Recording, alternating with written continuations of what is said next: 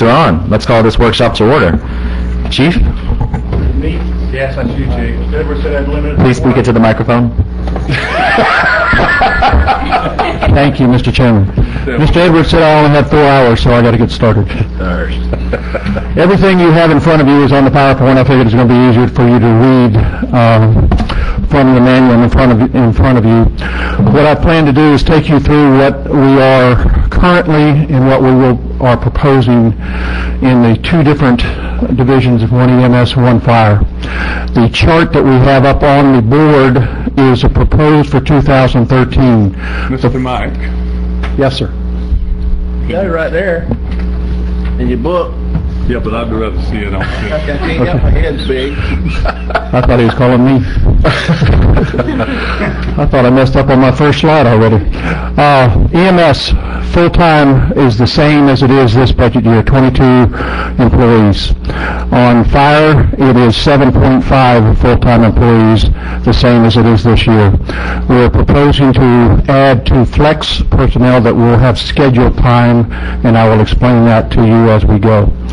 The current organization, from what was approved earlier by Mr. Edwards' presentation to you,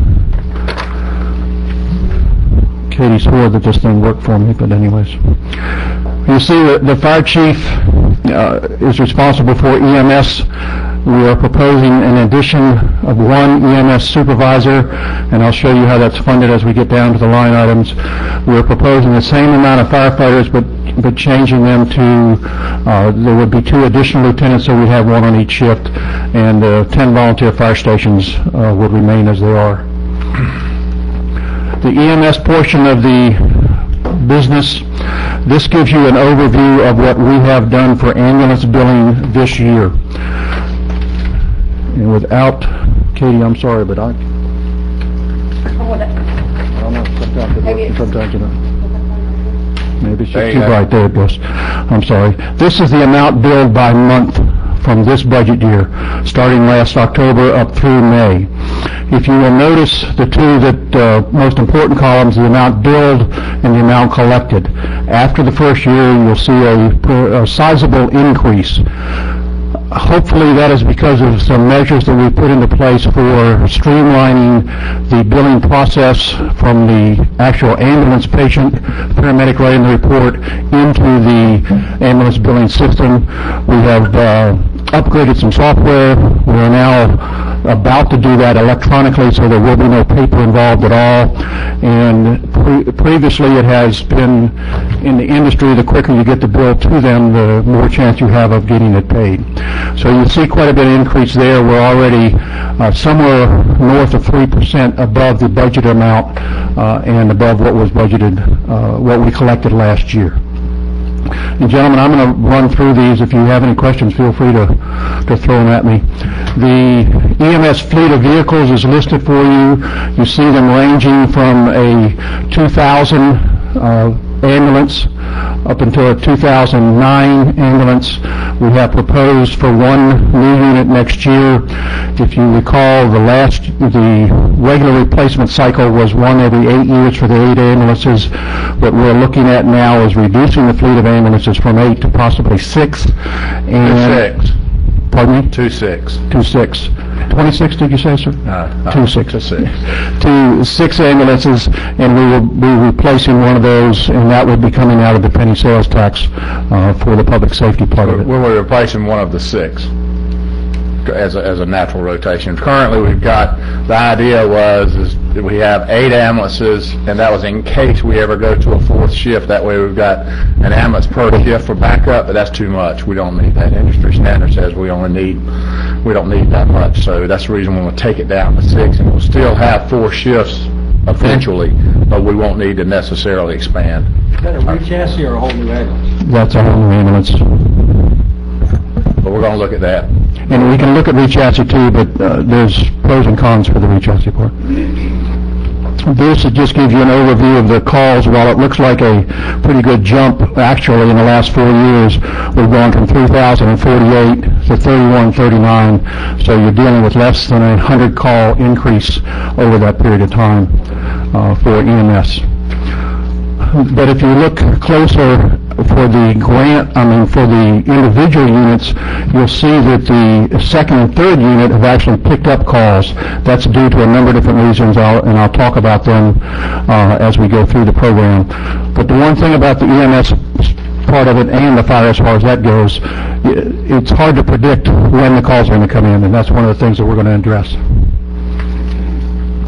These are the calls by time of day, and that will become important to you when we get to the recommendations at the end of the slide program. But basically from 9 o'clock in the morning till 9 or 10 o'clock at night is the peak period for calls. One thing that I do want to draw your attention to is the next slide shows you the Wakulla County Sheriff's Office began keeping statistics for us last year of how many times we were without an ambulance. This means that we have 3 ambulances staffed 24 hours a day, that all 3 of them were busy at the same time. And last year during 2007 there was 127 times that we were without an ambulance, for an average of right about 30 minutes. Now, if you computed that, obviously it didn't happen this way, but if you take a Monday through Friday period of time for 12 hours, we would have been out of an ambulance for a week during the daylight hours for the whole year. You know, that's fine and good unless the 4th call comes in, and that's happened quite a bit in the past. So far this year, and these statistics actually 6/11, is 73 times, so we're on course to exceed that time, and the time of that we are without units is going up as well. I can't give you a good explanation for that because, again, the calls are unpredictable. We have talked about trying to staff other units during some of the periods of time, but it's pretty difficult to predict exactly when that's going to happen. And the rationale and the reason for one of the main reasons is that it takes us a long time to transport. As you know, we have to transport everyone to Tallahassee. Therefore, at some point in time, we'll have, and that's a 2-hour turnaround. So if we get in calls on a regular basis, we easily have all of our ambulances sitting in Tallahassee at the hospital. Can some of that be due to the fact that we had to carry everybody from the jail that was sick in an ambulance to the hospital?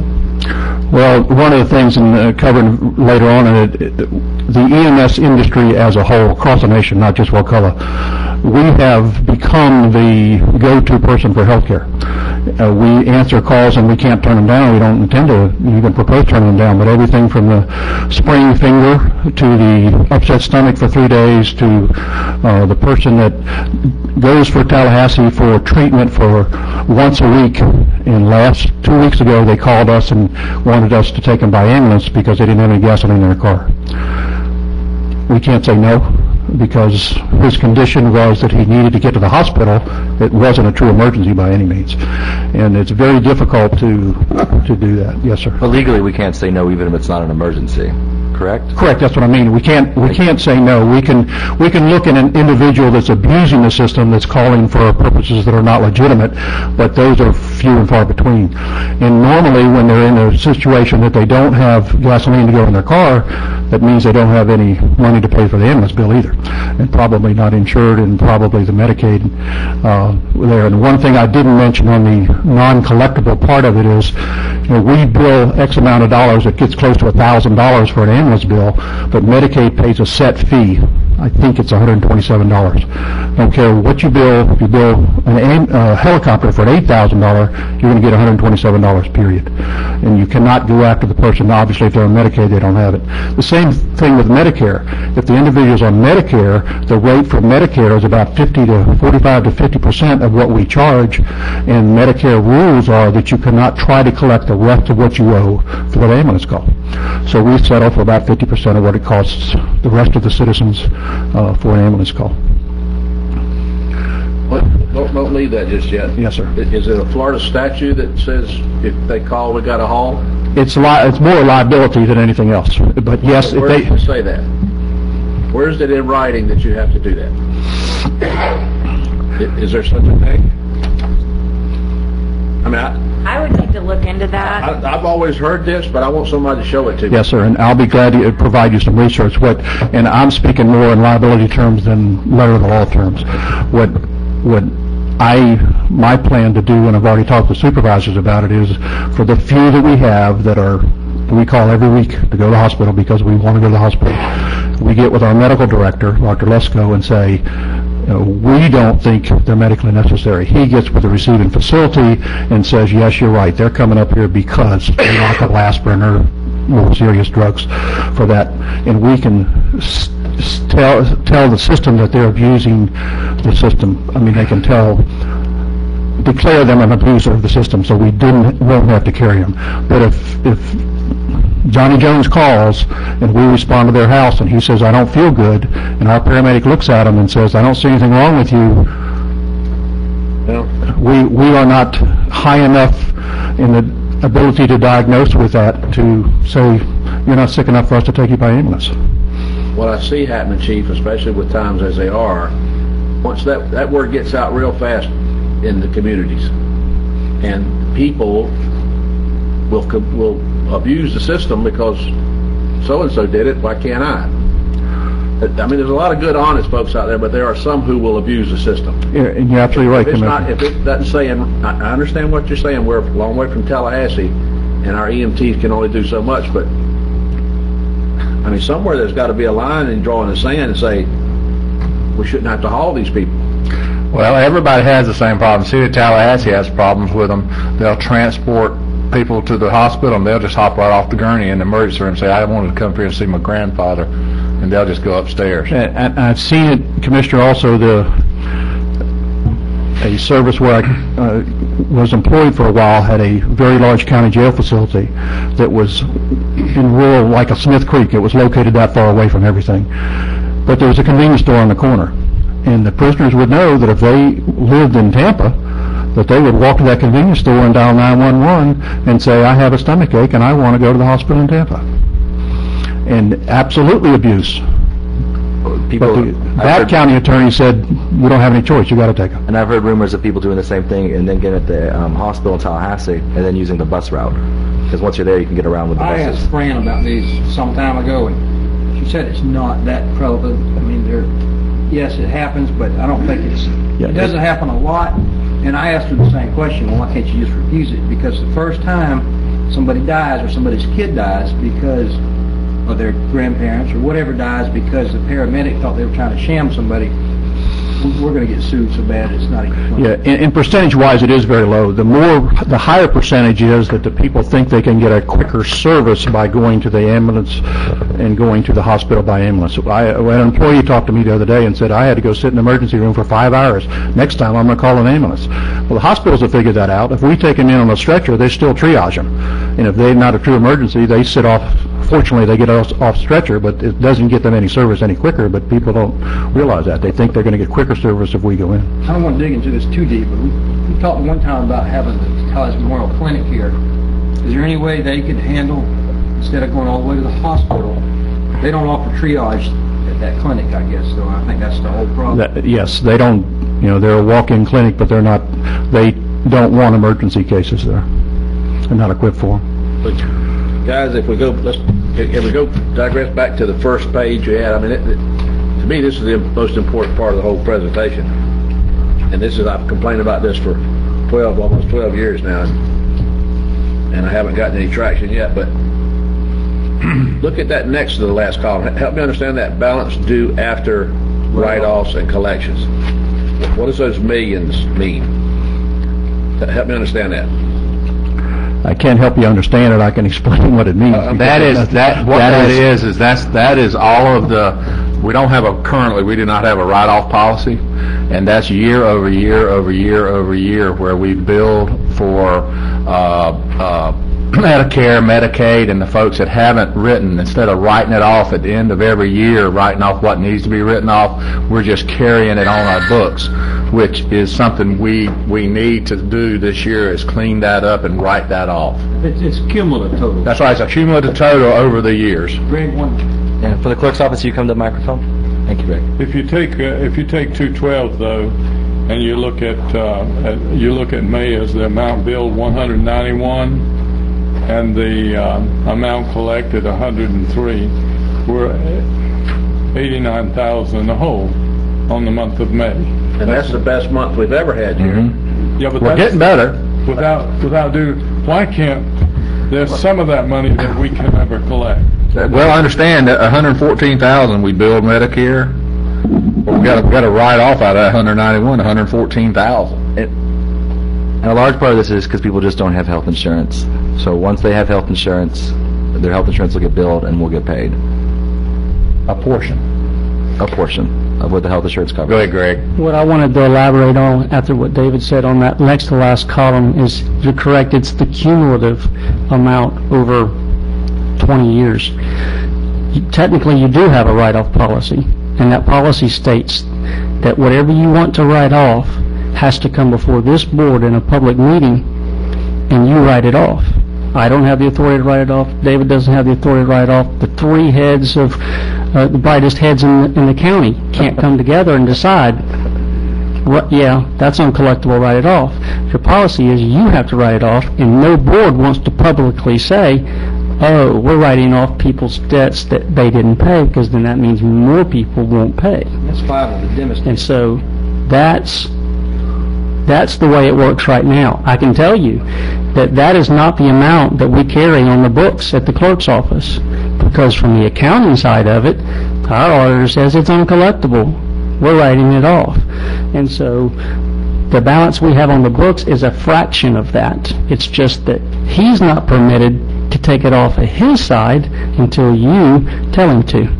And that's what David and I need to address, and that is change that policy. And these obviously aren't, like the month of May, like Jerry's saying, obviously the amount collected, if you add that to write-offs and Medicare, it doesn't equal the amount billed, so Right, because it's supposed to be lagging a month. There's lags in there, that's right. Yeah, if you bill in May, you're really not receiving that money in May. You receive that in the next 6 We're also hoping the software that we're purchasing, that the time that the customer is picked up or the patient is picked up and that we enter their information, it's going to be spitting out a bill on our system.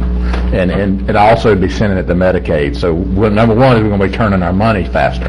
So the insurance company. The big question I have, we can change our policy then to allow it so when the clerk's office writes it off, that it gets written off. The clerk's office has been writing it off historically. I think we should probably bring that up as that being the policy change that we would make. I don't think that's a controversial policy change. The true balance on your books as of May was $466,000. $466,000 was the true balance. I'm saying it to the mic, the record. Oh, sorry. $466,000. If we're afraid to write it off because that makes us look bad, and if we're looking bad because we're not collecting something, we should look bad. Well, you cannot collect Medicare. You cannot collect Medicare. That's something I can tell you we can't collect. But what part of this, if you go to January, we bill 200, and let's say that we're getting 90-day billing, and in April we picked up 50,000 of the amount billed in January. That's 90-day billing. So we're $150,000 short on the amount collected. Granted, there's some of these things that you can't collect because of the law. But are we collecting those things that the law would allow? Where I'm concerned is, I want to collect the part that the law will allow us to collect. I want to go after the part that the law will allow us to correct. And the answer is right there, no. Everybody keeps wanting to jump on this Medicare and Medicaid write-off. I agree, that's a portion of it. But I'm with you. If you look down that monthly uncollected amount up until May, and forever, the history of this county, it has always been a deficit. I mean, look at April. It was $136,767 not collected of money we should have been able to collect. Not talking about Medicare, Medicaid, Right. and that sort of stuff. Yes. Well then, why aren't we collecting it? Good question, Why Jerry. aren't we going after it? We currently have the policy in-house, and Mr. Edwards and I have been talking about this in the four months that we've been working on the EMS, ambulance billing portion of EMS, is that we turn it over to collection agency after 90 days. When we turn it over to collection agency, they are returning about 2% of what we turn over. And they said the only way that you're going to get that any higher is to turn it over to them after 30 days. And in the past, the county's policy was that we're not going to tell John Q. Citizen that 30 days we're turning over to collection agency, and you got to deal with them. For one reason, the ones that are going to pay, we're going to lose a cut of it. All right. I talked to a lot of folks at FACT this past week about this. Everybody that has an ambulance has the same problem we got, same identical problems. I looked at a couple of things: privatizing, just sending all of the billing to a private company. Gulf County does that. That comes with you have to pay them. They take FACT has got a new service through FACT that we can pay $12 per lead, which is per person that hasn't paid, and then they'll collect that money, but we got to give them a big slot, and then times 12. So we're looking at all of those things, but the problem is they can't guarantee us, and they're saying we'll get a 400% return on investment, but they can't guarantee that. Well, we need to be doing something that we're not doing. Well, and what we're doing is we're shoring up what we're doing now. We've gotten better, and we're going to continue to get better, but there's going to be a point where we're just not going to collect some of these, and/or we need to try one of these services that like the $12 a lead service. And there comes a point where you have to start. Your options are, what's the level of the legally, what are we allowed to do? What's the extreme we're allowed to go to? Take them to court over these fees? I think it stops before that, right? Do you know? I'm not sure about that, but I would say that if you have to go to court, it's probably going to cost you more than $12. That's what, and the other problem becomes when you're hunting these people, calling them and harassing them. It's your county's harassing these people to get the bill, which is okay. But then they're going to start calling and saying, "Why am I?" What we've done right now has worked in a way that we've been trying to get it filled. I'm excited about some of these things that are being discussed. What we're looking at, one of the things we're waiting to see that may make a big difference is we're going to start dinging the credit, these people's credit reports, and that's something that we looked at. It's obvious that we're doing historically, governments do a horrible job. So turn it over to private enterprise and turn them loose on it, because we're not doing our job. We've got people paying taxes, and we got people riding the system. They shouldn't be allowed to ride the system. You've got a very small part of they always say a very small number of people who are taking advantage of the system, and we probably should be trying to pursue them, but I don't think anything we do is going to make a difference for them because they don't have assets to take. And then you also have a lot of people who are like elderly, can't afford the bills, and they're going to be calling you saying these people are harassing me, and I need you to pay this bill because I had to go to the ambulance because my chest hurt. And they're going to call, and then we're going to have meetings where like, well, that little old lady who called, we need to waive the fee for them, and then we're going to be talking about it a lot more. And then you're going to have people, it's just going to be a downward spiral. But you're going to have what we're doing right now may not be the best system, but... And understand, and Mr. Edwards has directed me, and we've had many conversations in the last 4 or 5 months of how to improve this. We are improving it. We're going to get it to the industry standard, and what that is, I can't tell you right now. Who has the best collection rate? Well, I've seen it as high as 79% of the budget. Well, then, but that's in a situation where the number of calls now in the health industry, if our population nationwide, not Wakulla, has a insurance policy with XYZ insurance company that pays 80% of it, but they don't feel they need to pay the 20%. Now, that's in a doctor's office, that's in a hospital, that's in an ambulance service. And I don't know how you get around that. If you turn it over to the Johnny's ambulance service, they're going to run into the same problem, and then you're subsidizing the private side of it to answer the calls. Let me ask Greg a question real quick. Greg, my understanding is the balance due after write-off and collection. You take the difference between those month to month. That's the amount we're actually losing. You know, we know that we can't collect the Medicare, so you took that out. Mm-hmm. And there's write-offs there's collections, which I guess is money you do get in. So, for example, if you go from January to February, the cumulative uncollected balance increased $27,000. That's how much money we really lost that month that we didn't collect. Well, I don't know that's an absolute number because of the timing issue, Well, relatively but true. relatively, yes. So if you look, for example, between January and May, that balance increased from 3.4 million to 3.6 million. So we lost about $200,000 that we theoretically could have collected during that time. But like you said, a lot of that may be co-pays. A lot of it are going to, if people are under foreclosure or their home's getting cut off, the power getting cut off, I guarantee this bill goes to the back of the stack. I will tell you that in-house, we are very active and able to go, when they provide us an insurance policy, we go to that insurance company. But you're still only going to get what that policy calls for their coverage, whether it's an automobile accident or whether it's a health insurance. You know, we're going to get that part because we know how to bill that, and we make sure those insurance companies get the bills. But there's still a portion that's above and beyond that not just us, nobody's figured out how to get that. Yeah, I just want to make sure that there's not a lot of public here, but we keep hearing the question, where does my tax money go? Just for EMS alone, this year we're in now, not next year, it's going to be more, but this year is $1.5 million. That's where your tax money goes. Yeah. But that's one of the places your tax money goes. That's just EMS to run those ambulances up and down the road, and we still don't have enough of them because you're telling us we got many times when we're out of ambulances and our fleet is old. Most of our fleet is at least 4 to 8 years old, and with the number of calls going up, that just means you put more wear and tear on them. I just want to make sure the public you're right. understands. That $400,000 that comes straight from the general fund to subsidize EMS.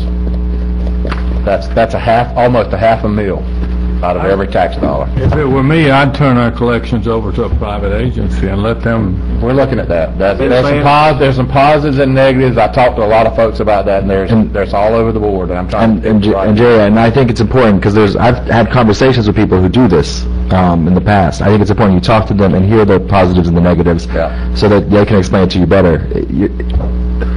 I've been saying it for years. I want to try it if it or somebody come tell me, show me why. Well, that's what we're working on. I thought, like I say, we're looking at. In fact, I'm waiting on a call from the folks that do Gulf County. There's folks in Georgia. I don't think Jerry meant privatized the ambulance system. No, you privatized collections. Understand it, and one of the things we looked at in Jefferson County tried it. They have one billing. They have one person in charge of billing. We have one person in charge of billing. They went private, downsized that unit, and they brought her or that person back because it still takes somebody to coordinate and get the bill from the ambulance to the office to the software company, the ambulance billing software. So I don't think we'd save any salaries by doing that. But whether they could collect at a higher rate, we'd have to look at the stats. Do you think as people are more insured that there'll be a decrease in lost costs? I think if you're talking about a nationwide that I certainly am not up on, but I do know that it's going to be a Medicaid type or Medicare type rate, and you're losing anywhere from 90 to 40% of what we're billing. Okay, thanks. A write-off's a I write-off. didn't plug a word today, but I did talk about That's it. a good point, and more people are going to use the system because of the National Care Health It was approved today. I mean, we did talk about it, and we're talking about healthcare costs. The reason the reform is going on is because of the healthcare costs, billing everybody because they're using emergency services without reimbursing us. We're requiring people to get insurance so that the emergency services are paid for and people don't rely so heavily on them. That's the idea of what happened. And it was held, so we should look at it. All right, let's move on. Optimism. Time of day charts. Hey. This was these are the times of day that are most hit for times that we do not have any ambulances because all three of them are committed somewhere. Some of that time, as you saw in the average, was up over 2 hours that we were without an ambulance at one time. I'll show you an offer of a solution to this as we progress. These are only a year and a half worth of stats, but you can obviously see the basic times are anywhere from 7 o'clock in the morning up till 11 o'clock at night. And I was surprised at the times that we have been without an ambulance at 11 o'clock at night. It's just simply nothing, was not one great big accident. It was 3 or 4 calls going on. These are the challenges that EMS faces. The nationwide challenge is an aging population. You look at the stats, people are getting older and they're going to require more health care, and we're getting called more frequently for that. The health care system itself, the availability of it, we don't have a local emergency room so that they can draw it themselves to, is 24 hours a day, so they rely on us to take them. And the reimbursements of getting what we've just been talking about, hashing that back and forth. In our particular system, we don't have a county hospital or a hospital in the county, so we're dealing with a very extended transportation time compared to many communities that they tie an ambulance up 20 minutes. We're tying it up over 2 hours. We have 3 ambulances to cover the 603 square miles of Wakulla County, and the rural roads obviously have a wear and tear effect quicker than we would if we were driving the same ambulance on a city street all the time as far as wear and tear. One of a study was just done, and they claim it's the first study that's ever done for the United States about who is actually providing EMS service to our communities. And the study showed that 40% of the EMS systems in the United States are fire-based, 21% are like Wakulla County is doing it, and government-based as another service offered besides law and fire, and 25% are private. That doesn't add up to 100 because there's a 6% hospital and 1 or 2 other factors that go into that. Some of the critical needs in both areas that we are looking at, the fire that you see a schedule of the fleet of fire apparatus, the difference in the fire apparatus and the sheet that was prepared goes by industry standard that, depending on what type of fire truck, it only lasts 15 to 20 years. We have fire trucks in service that are much older than that, but because we don't have the heavy load of the number of calls, we've got a 10-year-old truck that's got 20,000 miles on it, so it's obviously going to last a lot longer than the industry standard. But that gives you an idea of the age of them. The 2 that are highlighted in blue are ones that we will be coming to you this budget year that we have money in the budget to replace those 2 apparatus this year. These are the 2 that we're talking about, the 2 oldest ones in the fleet. They're 84 and 87, I believe it is. This is the type of truck that neighboring communities have bought that we can get in on the bid process and save quite a bit of money. For instance, this particular one that Lafayette County bought, the top one, they paid somewhere in the neighborhood of $170,000 with it. The lowest one on the state bid for an equal amount of truck and water is about $210,000. So we are looking to buy the least or spend the least amount of money for the best product we can get for Wakulla County, and we'll be coming back to you with estimations on that. One subject that you've heard very often in the time that you've been on the board, I'm sure, is Station 8, the Crawfordville station, that is in very much a disrepair. As an example, and you can look at them in your book, but everything from doors that are literally rusted through to vents hanging off the ceiling to the place is falling apart. It's in very much a disrepair.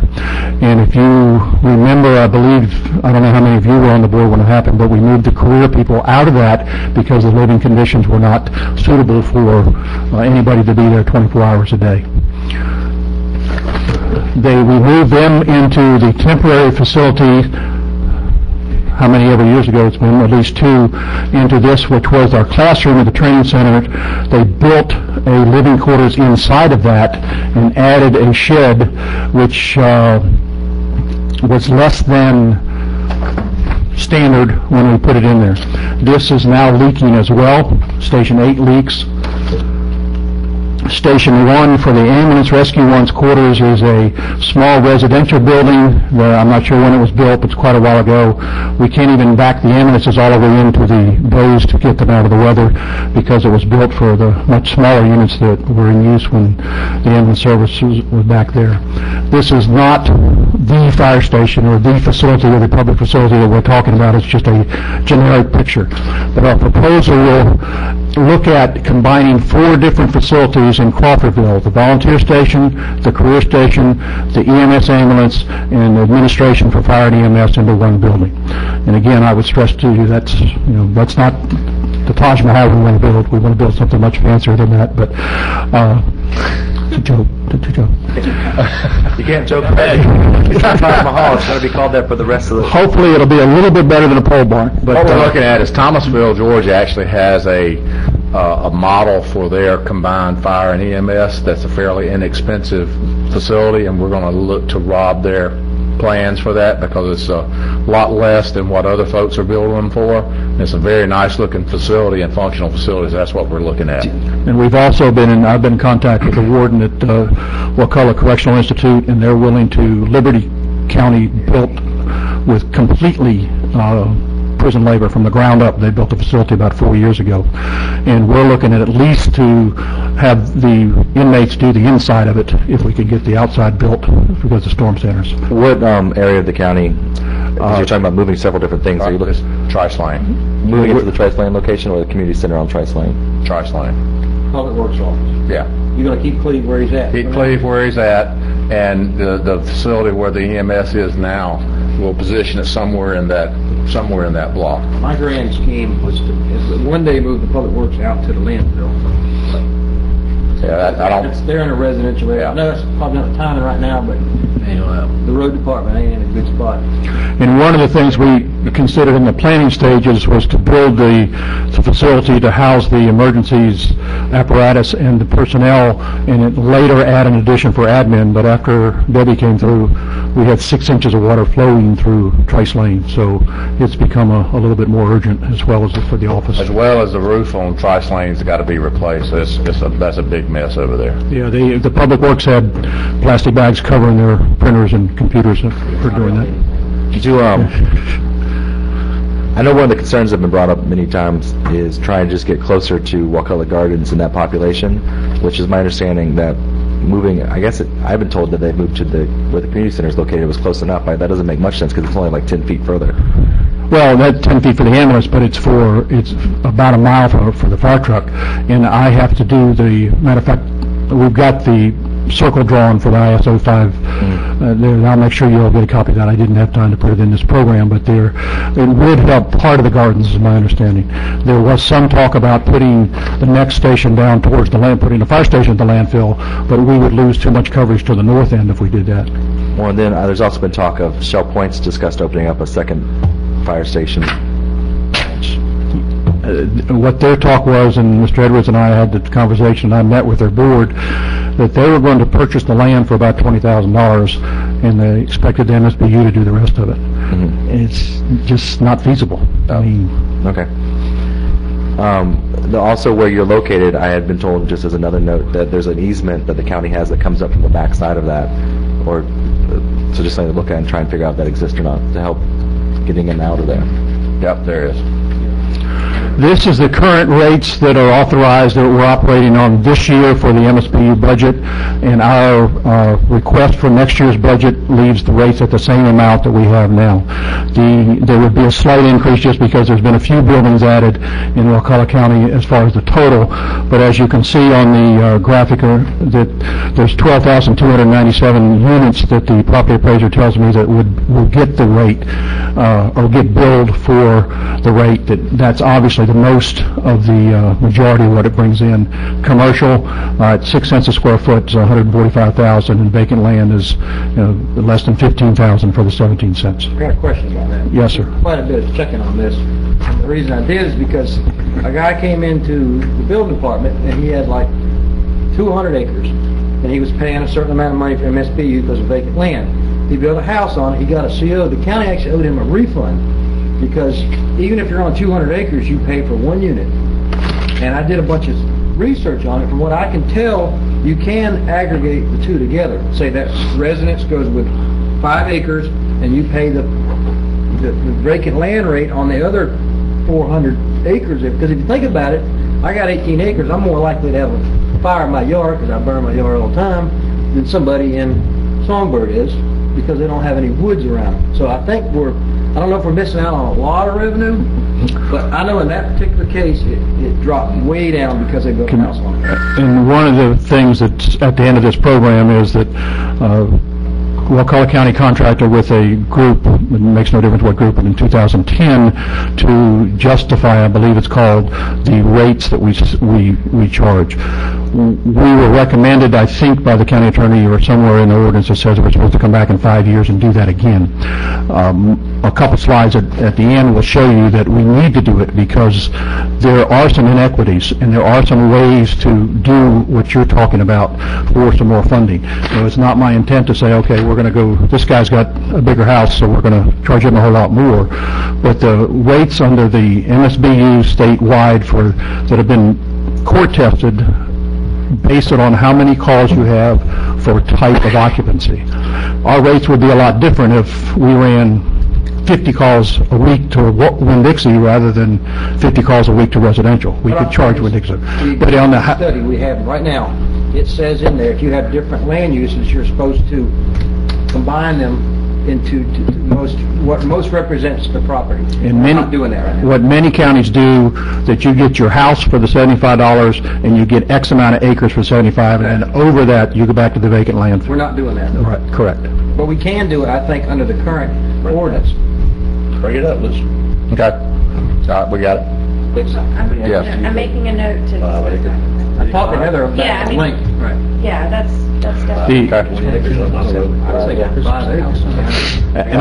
got that. Let's move on. I certainly don't want to aggravate any other kind of situations, but there are a lot of buildings in Wakulla County that we protect that we do not get any fees for because of different situations, including their tax exempt status. I'm not going to go through these statistics. You can welcome to read them, and if you have any questions, I'll be sure and make myself available for it. But that just gives you the total. I would say that the volunteer service in Wakulla County is alive and well. We've seen that over the past weekend when the storm came through. Every one of our stations, minus the Smith Creek station, which we couldn't get to, was manned by a staff of volunteer people, including we had called back our career people, and they handled over 175 calls during those 2 days that the storm was hitting us. My concern for the stats that I was going to make the point of is the certified firefighter parts. We do not have enough certified firefighters, those that are able to go inside and meet the state standard to fight a fire. That's where we're a little bit short on, and I'll show you some of the projections for that. But that gives you some totals, which stations are running. We do have some stations that have 0 certified firefighters, and that does present a problem as far as when we respond to structure fires. Fortunately, our structure fire, obviously by percentage, is very low compared to everything else we're doing. Hey, but wait a minute. Yes, sir. The certified firefighters. That's been an issue for a long time, and we've sat here time and time again and talked about. And I know it's a matter of training. It's the biggest problem that I see is that we are the only type of volunteer service offered in the community that we require you to get 220 hours before we let you volunteer. If you go volunteer at a food bank, you go volunteer at a... No, but that's because of safety. I agree with that, but I'm saying it's difficult to say, Commissioner Stewart, would you like to be a volunteer? And by the way, you got to go get 220 hours before we let you do that. It's hard to attract people away. It's hard to attract people to do that. But wait a minute. Let me finish out my train of thought. I thought we had established a way we could, because I don't think any of those people should pay for that training. I think the county we are paying for it. And that should encourage some of them still. There's a lot of people who really want to be firefighters. They have a lifelong desire to do something like that. But so as long as we can pay for it and get them into class and get them certified, then this is an issue for us, folks. That if we don't do, we're liable. The county's liable, and that's an issue. Commissioner, we're starting another firefighter one. You saw just the meeting before last, where we gave out some first responder certificates. That's a requirement to go to firefighter one. That's the first phase of the training. We are starting that. We do have the availability of doing some of that 220 hours online. We're paying for that. We're monitoring that with in-house instructors, and we are covering all costs to do that. It's just having somebody commit that much time to actually do it. It's difficult to find people that have that much time in their lives. As regards to people who volunteer, I know the Sheriff's Volunteer Program has an extensive amount of time that goes into it also, which is a similar type of emergency response. Yes, you're right, and I should include all the friends who've done that, and it's... If a person calls, let's say we have a person down on 98, he calls, says, I want to go to the hospital, I have a hangnail. Do you have to take it? Yes. We have to respond. Okay. Why don't we have a pass-off system? When the ambulances pick up the people from the far end of the county, why don't we have a station at 267 as these people evaluate the person? They pick them up, and they see that there's no emergency there, but the law says we got to take them to the hospital. Does the law say we have to take them in a Cadillac, or can we just take them in a Chevrolet? The law says that if once our paramedic begins patient care, they cannot turn them over to a lower trained person. Well, then good. We're talking about we have problems with ambulances, number of ambulances, not whatever. So we take that same person and take him out of the Cadillac, leave the EMS with him, and put him in a Chevrolet. Well, I'm not sure if you're talking about a cheaper ambulance, but it still has to be staffed with advanced life support equipment.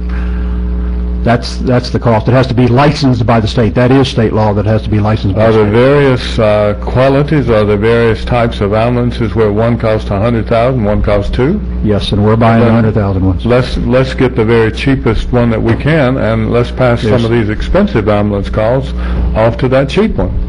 And let's say that you got 5 calls out here in the county, and you got this cheap ambulance up here that provides all the services necessary. Instead of that ambulance that's $200,000 going to Tallahassee, let's put that patient, let's transfer that patient to the ambulance that provides the service and send the EMS on with him. But we don't need to be running a $200,000 ambulance to Tallahassee when we can run a $100,000 ambulance. No, there's 3 major types of ambulances as far as size and standards that meet the federal guidelines as well as the state guidelines, and we buy the least expensive one. We don't have any $200,000 ambulance. That's all of our fleet are the less expensive ones. Yeah, okay. There's ones like in a Ghostbusters movie, they wouldn't meet this. No. I was thinking we could get a couple cheap pickup trucks. We don't have a flux capacitor on ours, so. That's just the rates again. One of the offered solutions to what I see as not enough people to do what we need to do in certain cases. We have a shift of EMS personnel that currently, with the new budget, we will have 7 people on duty at one time. The Sheriff's Department has a X amount of deputies that work the county. They are fortunate enough to be able to send a 1-person unit to a call backed up when they need it for somebody else. When we send an ambulance, it takes a minimum of 2 people. Sometimes we have to put 3 in it if it's a serious call. So we have 7 people on the EMS side, 2 on the fire side.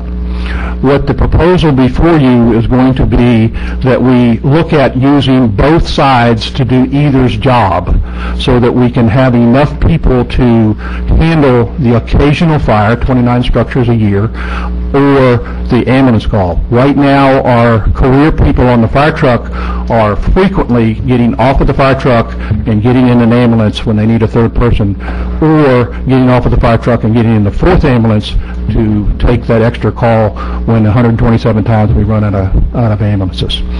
And the cost to that, relatively speaking, the 2 line items that you see is the EMT firefighter costs us a total with all the benefit package $47,000, where the EMT is lower than that, it's $42,000. We currently have in-house 5 people that are dual certified. 3 of them are EMTs. For a 27% of the cost of one firefighter, we could put more money in the salary line and have them available to fight fire if we needed them. The same thing on the fire side.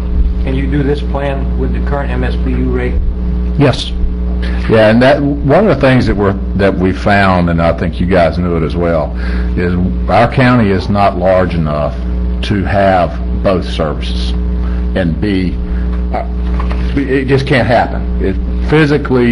Not physically, but financially, we can't afford that. We've got to start working towards combining the forces, and what this does, this is a step in that direction to do that, to where it's benefit for both fire and EMS, and you'll see in just a little bit how it'll work, but yes, it fits into the MSBU. That's really all I need to hear. That's right. You guys know what you're That's what I thought you'd say. Yes. Makes sense. And just so when it comes down to the line items on the budget, we'll go over in just a minute if we have time. These are the additions, or changes I should say, because we're changing the current staff levels. We're not adding people to do it. We would have a third supervisor, so 2448 we would have somebody on duty as a supervisor that's able to manage the system when we do have a great amount of calls, and that person would provide the paramedic for the fourth ambulance should we get that fourth call, which as we often do. We would offer incentive for the current employees for dual certification. We would look at during the hiring process when we replace the people through attrition. Nobody's going to be, we're not advocating nor suggesting that we mandate everybody has to be dual certified. We're just saying through attrition or the 3 open spots we have now to look at people getting extra points if they are dual certified already. Basically what happened, what it's going to end of the day, the story is going to be this. Through the existing personnel that we've got, once we add the 3 positions on here, the existing personnel will be able to staff a 4th ambulance when need be.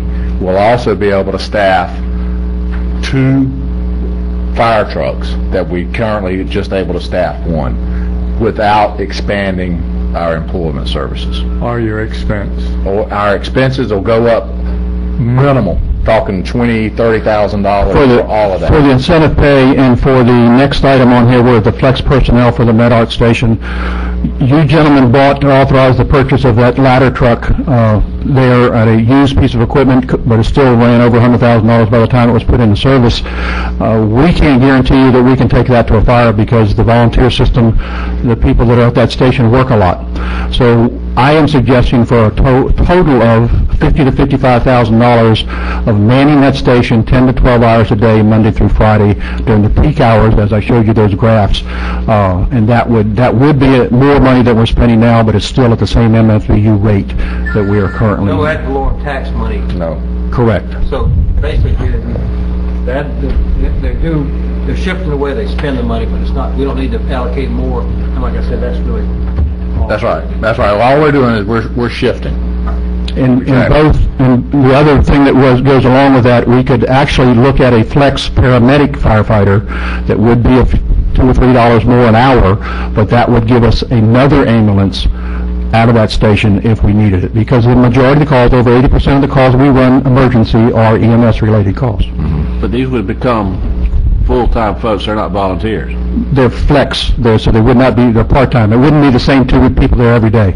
They would be people that we're using today to man when somebody's off on vacation or sick. Instead of paying overtime. I know, but that's right. Now, when you... But hold on, don't miss this hidden part. I hear what you're saying, and I agree. They know what they're doing, but it's coming from the $75 MSBU. They're supposed to pay, fund the paid and the volunteers, so the volunteers are going to give up some money. No? Not giving up any money, no. Well, I see where Mr. Stewart's going, but just so you know, I met with the battalion chiefs, the Wakulla organization. It wasn't a Wakulla meeting, but it had to be canceled because of the storm Monday night. And they were, I'm not speaking for them, but they were all on board with it when we showed them this whole budget. Okay. I want to make sure they have a dog in the fight. And they knew we were being here. They asked if they should be here. I said it was completely up to them, and I got calls from the more outspoken ones that said that we like the idea, we don't see any problem with it. I hear what you're saying, but I think the purpose of the MSBU is to provide fire protection. However, I know, but you still got to buy trucks at the end of the day. You got to buy equipment. We're getting ready to go through that right here. And the other one, it's actually a minor hit in the budget, that we put a supervisor on shift because we would now have 4 parts of the day that we need a supervisor to be in charge of a $350,000 fire truck and the emergencies that they run. I'll ask a funny question. You say that we can't man that ladder truck because of whatever reason. Why in the world did we buy it? Because the need is there that we need it. It doesn't matter. The need being there, and we buy a truck and we can't use it. What's the purpose? I guess I should back up and say, currently it's manned with volunteers, qualified volunteers that take it to a call. The time it takes to get that volunteer to that station and take that to a Shell Point condominium that's 4 stories in the air is not always going to be available. I mean, for anybody's house who's on stilts on the water, this is the kind of house, the kind of... Yeah, but what we're talking about, our people aren't able to get there to man the system. And that's what we're saying, though, is we're developing a system to take care of that. And we have people that come out for things. Right. It's just we're trying to get it and make it more efficient. That's right. And it's not going to be 24 hours either, because there still are volunteers, and the volunteer stations will tell you themselves they go through cycles. You know, they have 10 volunteers that are very active this year. Next year they have 20. The following year it's back down. It goes in cycles because of the way of the world. I mentioned to you the group that we'll bring back in, or at your authorization in 2015. That's still a couple of years out to justify the rates. And the other thing that the apparatus schedule. Oh, I know. I've got to switch to the Excel sheets. I'm sorry. That's what's on there. Mm-hmm. The Excel sheets that are copied in the back of your book are the actual numbers for the budget. You will note on the MSBU budget. That's fine. I was just going to, that's EMS, if you could flip up MSBU. What we are looking at is the total fund balance being shown as the revenue in addition to the same rate that we're charging. And at the bottom of the pages, I think it's probably either page 2 or 3 on your sheets, it shows you that we never get below a $400,000 fund balance. Actually, I think it's closer to $500,000. The proposal would be that in 3 years from now, or 3 budget years from now, that we would request a rate increase in the MSBU to $82.50. That would be the first rate increase in 4 or 5 years And the purpose of that is for capital equipment purchases, which are the replacement of the fire trucks. It's not for operational purposes. It's to pay for the capital outlay of apparatus, because that is the biggest driving cost that we've got. It's not to pay for operations, but it's to pay for that. One of the things that we're looking at, that we went over this on how to finance these things. It's much better to go ahead and not finance the trucks, but to go ahead and purchase the trucks outright versus financing them over time. I agree. Tim, correct me if I'm wrong. I may have missed it. We looked at purchasing them outright. Right. That's right. It has a devastating effect on your fund balance, and we didn't want to get it to a low point. So what we've done is we've actually have estimated what it would cost to finance the equipment, doing 2 loans and paying them off gradually. It preserves the fund balance in case for an emergency, in case there has to be an emergency purchase made for an additional truck. We've got the cash on hand to be able to do that. So, right. Sorry, didn't mean to interrupt. Yep. One of the funds we did the opposite, and I didn't know whether this one was it or not. But anyway, this purchases a fire truck, replaces a fire truck, excuse me. Also, what it does is we build into here, monetizing out $1 million for a loan for the building of the fire station, as well as vehicle replacement. Radio replacement is this year. And then for the basic operations of the fire, and at the end of 2017 we'll be sitting with a fund balance of $549,193. which is healthy. And as you see, we burn it down, and then we kind of pick it back up. So we'll have some room to play with there, so that in these out years, when we're looking in 2015, when we're looking at the possibility of having to go for an increase, we can look at what that increase is. We built 10% in right now, but we could ratchet that down some according to where we're standing. But as of right now, this math works at trying to maintain about $500,000 in fund balance. And can I just add on to that, Commissioner, based on the average expenditures over the life of the 5-year plan, your fund balance requirement for your policy you just approved at the last meeting only requires you to carry $292,000 in fund balance, which, as you can see, exceeds that quite a number. Basically, in my opinion, we can't afford ladder trucks for all of our coastal communities, and they all need a ladder truck. But St. Mark's needs a ladder truck. Shell Point needs a ladder truck. Panacea has a ladder truck. Old Bay needs a ladder truck. But we can't afford. And we're not projecting we're not saying we're going to do that. No, we're just keeping one for the whole. All we're doing is replacing existing trucks. The existing trucks that we're talking about replacing are the engines that are. I'm just talking about ladder trucks. Somehow we bought a ladder truck for Panacea, and it's probably never going to be used in the short term. Now, I hate to ask this, but who authorized buying that ladder truck for Panacea? It wasn't you. You were not here. It wasn't David. He wasn't here. It was the Board of County Commissioners for the purchase, but it came back, Commissioner, and it replaced the ladder truck. It replaced the snorkel that we just gave away from there, so it replaced an existing unit. I'm glad we got one down there, but the insurance services organization that we base they base insurance rates on the ISO that says you get so many points, they give you extra amount of points for a ladder truck, and that's why you maintain one. Which makes insurance go down for you for those people, not you, who live on the coast in houses on stilts.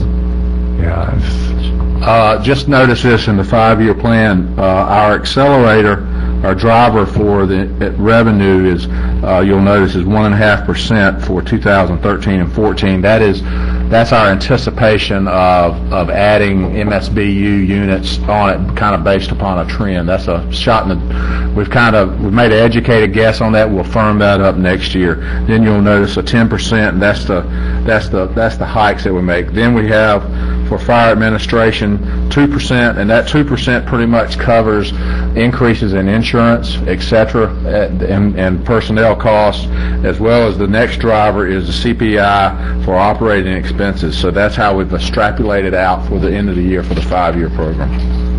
Okay, move on to EMS, please. In the EMS budget, basically it looks like an increase, but because of the decreases in the budget over the last year, the money that was taken out, we had to come back to you I believe it was the last meeting before last, and ask for another $83,000 because we were short. There's no money being spent other than where it needs to be spent. That much of that is personnel cost, and we are addressing the personnel costs by putting that third supervisor on, by filling those other 3 slots, by hopefully hiring those 2 flex firefighters that can do the dual job of EMS, so that we won't have as many needs for filling in the gaps with overtime. As you add people and shifts around and whatever, just be careful that when you make additions and whatever, that those additions doesn't at some point in time start requiring more money. Well, I understand, Commissioner, and that's why if as a county employee, it would be my suggestion that those people we hire from MedArt would be full-time employees, just because they'd be better off financially. But as an administrator, we can hire available part-time people that will not cost us as much money and get the same protection. Just don't build your system where you keep having to add to it. And that's what we're trying to do, is build it to where we don't have to add to it. But what we've got is we've got a basic problem in EMS to where last year we tried to cheapen it down and use flex personnel, and at the end of the day it created too much variation to where every shift, every day, we had to get 3 flex people in there. What ended up happening is we ended up filling those positions with full-time folks majority of the time, therefore paying double time and a half, as well as we've got 2 shift supervisors that they rotate around to cover that third shift, and therefore we're paying them. So at the end of the day, it was a good plan, but it just won't work. It's cheaper to go ahead and get the thing staffed the way it needs to be staffed and then run it, then we can control the expenses, and that's what this does. The only other thing in the EMS budget to bring to your attention is the $500,000 part of the facility that we are projecting or proposing that would come out of the penny sales tax, part of it for the public safety and part of it for public facilities, and the $150,000 that would be replacing a unit. Obviously, the last ambulance we bought was $135,000, and we were able to buy, Wakulla EMS was able to buy a demonstrator unit that saved $20,000 over that. So we do look for deals like that, and we will continue to do it. The $150,000 is a figure that we have to put in there. But all that comes out of the 1 cent sales This tax. is still accounting for, we also use that 1 cent sales tax to replace sheriff's department. That's right, that's right. This is our share of that. That's right. Portions in their budget. Okay. That's right. But gentlemen, unless you have any specific questions, I know we went through a lot of material in a short period of time. I heard everything I need to hear. All right. Very good, thank you. Thank you. All right. Do you want to take a 5-minute break between workshops? Yes.